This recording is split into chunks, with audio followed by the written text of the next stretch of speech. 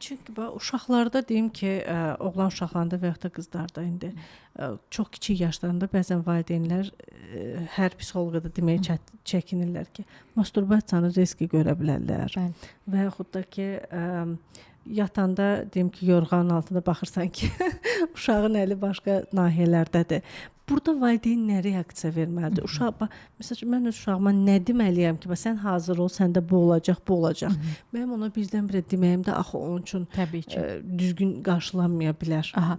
Belə masturbasiya uşaqlarda anonizm formasında, biraz normadan kənar formada baş verə bilir. Yəni bizdə hormonlar baş vermədən belə bunu uşaq eləyə bilir. Gərginliyini çıxartmaq adına. Məsələn, uşaq sevilmir evdə, dostları tərəfindən, yəni ünsiyyətə açıq deyil, narahatçılıq yaşayır, özündə bir təşviş var, həyəcan var, anadan keçmə, bir narahat durum var. Bu gərginləşir, başqa bir şeylə çıxarda bilmir. Evdə ağlamağa qoymurlar, bağçada ağlamağa qoymurlar və s. çıxarda bilmir. Uşaq baş vurur anonizmə. Bu uşaq bunun bədənini refleks olaraq hiss eləmədən tərləyənə qədər, yəni rahatladır. Amma burada heç bir hormonal bir dəyişim baş vermir. Yəni bu əsl masturbasiya deyildir. Əsl masturbasiya bizdə hormonlar olandan sonra olan dönəmdə. Bu yaşa qədər əgər uşaqda anonizm varsa, vərdişə çevrilə bilər deyə və o bizdə asıllıq halına gətirib çıxara bilər deyə psixoloqa müraciət etmək lazımdır.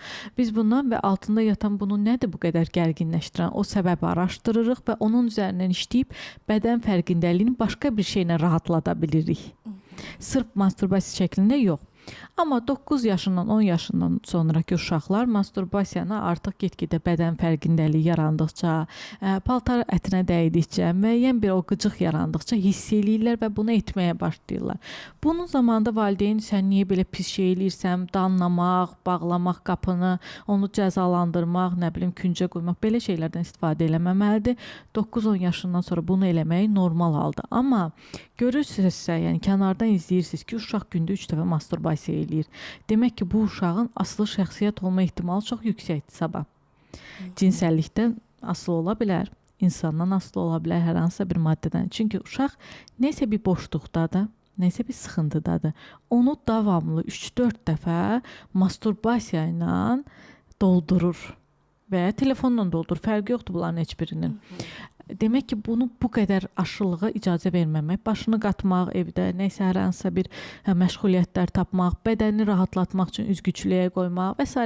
etmək olar da, yəni. Və uşağı danlamadan bunu etmək, kənardan müdaxilə kimi, dolayı yolla müdaxilə kimi eləmək lazımdır. Amma yəni iyrəndirərək, ay sən çox pis tərbiyəsiz hərəkət edirsən, atan gəlində səni döyəcək filan, belə olduğu təqdirdə uşaq gələcəkdə vaginizm olma, erkən boşalma kimi hadisələr yaşaya bilir.